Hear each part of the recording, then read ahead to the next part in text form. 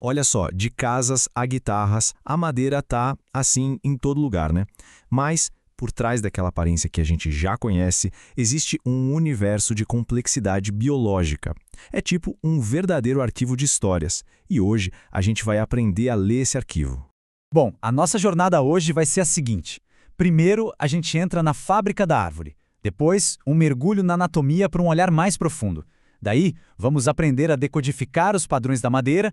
E olha que interessante, vamos ver como a madeira pode parar numa cena do crime. E para fechar, a gente vai entender por que ela é mais do que apenas madeira. Então vamos lá, começando pelo começo, né? A fábrica da árvore. Como é que essa estrutura, que é viva, que é complexa, como é que ela produz a madeira que a gente conhece? Sabe, aquilo que a gente chama de madeira, o nome técnico na verdade é lenho. E dá para pensar no câmbio vascular, que é uma camada bem fininha logo debaixo da casca, como se fosse uma impressora 3D da natureza. É incrível. Todo ano ela vai lá e imprime uma nova camada de lenho. E é assim que o tronco vai crescendo, ficando mais grosso. Basicamente, as árvores se dividem em dois grandes times. De um lado, a gente tem as angiospermas. Pensa num ipê, num jatobá. Elas têm um sistema de encanamento super moderno, com células que são verdadeiros vasos para levar água lá para cima, bem eficientes. Do outro lado tem as gimnospermas, como os pinheiros, que usam um sistema mais, digamos, primitivo. Essa diferença, gente, é como se fosse uma assinatura. É fundamental para começar a identificar qualquer madeira. Certo, agora vamos dar um zoom aqui, um mergulho mais fundo na anatomia da madeira para a gente entender as estruturas lá de dentro. Olha que curioso, um tronco, na verdade, tem dois tipos de madeira. Por fora tem o alburno, ele é mais clarinho e é a parte viva, aqui está nativa. Funciona como se fossem as veias da árvore, sabe? Transportando água e nutrientes. Já lá no centro, a gente encontra o cerne, é o coração da árvore, mais escuro, bem denso. Ele já não transporta mais nada, tá? Aposentado, mas é ele que dá toda a força, toda a resistência que faz a madeira ser tão durável. E claro, não dá para falar de tronco sem falar dos famosos anéis de crescimento. Cada anel daquele geralmente é um ano de vida da árvore. E o mais legal é que eles contam uma história.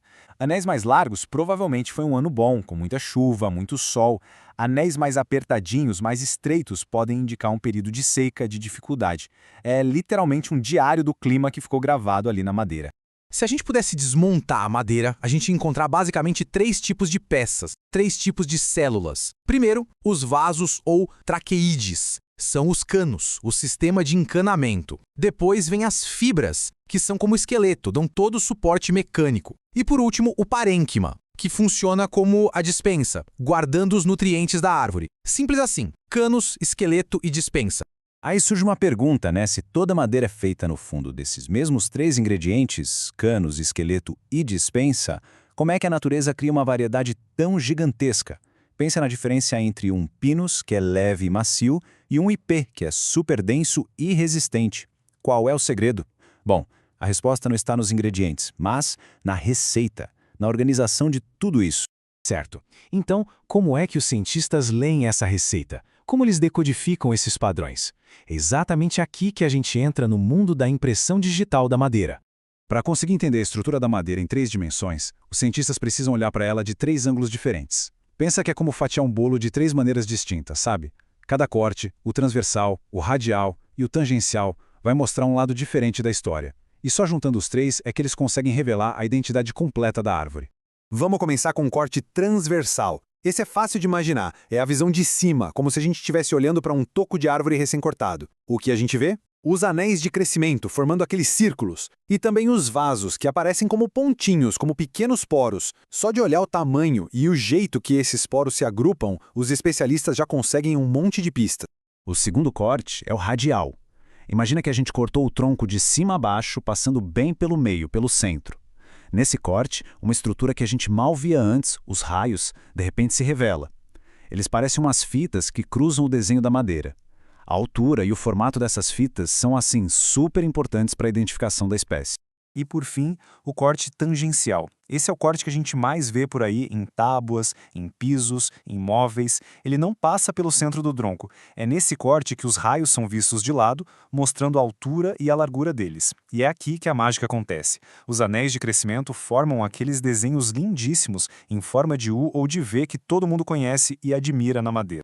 Agora, segura aí porque a coisa fica ainda mais interessante. Todo esse conhecimento super detalhado da anatomia da madeira, ele tem uma aplicação prática poderosa e talvez inesperada na ciência forense. Sim, a madeira na cena do crime. E aqui a gente chega num ponto que é, uau, crucial na ciência forense. Sabe por quê? Porque até o menor, o mais insignificante fragmento de madeira pode funcionar como uma impressão digital. Ele pode revelar não só de qual espécie de árvore ele veio, mas às vezes até de qual floresta específica ele foi tirado. Mas como funciona esse processo de identificação forense? Bom, é um trabalho super metódico. Primeiro, claro, a coleta da amostra na cena do crime. Depois vem uma análise com lupas, para ver cor, textura, coisas mais gerais. Aí a coisa fica séria. Eles preparam lâminas finíssimas, quase transparentes, para levar para o microscópio. Lá, eles analisam a estrutura nos 3 cortes que a gente viu. E, para fechar, eles comparam tudo que viram com bibliotecas de referência gigantes, chamadas xilotecas. É um trabalho de detetive, comparando a impressão digital encontrada com as que estão no arquivo até da MET. E a importância disso, principalmente no combate a crimes ambientais, é enorme. Com essa ciência, um perito pode provar sem sombra de dúvida que uma carga de madeira foi tirada de uma área de desmatamento ilegal, ou consegue rastrear o comércio de espécies que são protegidas por lei, como o mogno. É a prova científica, a prova material que a justiça precisa para poder agir e punir os responsáveis. Pois é, depois de tudo isso, acho que a nossa percepção sobre um simples pedaço de madeira muda. E muda muito. A madeira, então, deixa de ser vista só como uma matéria-prima, um recurso para a gente construir uma casa ou fazer um móvel. A gente passa a enxergá-la pelo que ela realmente é, um arquivo biológico, um registro super denso que guarda a história da genética daquela árvore, do clima que ela enfrentou ano após ano, do solo e do lugar de onde ela veio. Então, fica aqui uma reflexão. Da próxima vez que alguém olhar para um móvel, para o piso de casa, ou até para um simples galho caído na rua, que história será que vai ser possível ler ali, naqueles padrões? Agora que a gente sabe que cada linha, cada poro, cada fibra tem um significado, uma história para contar.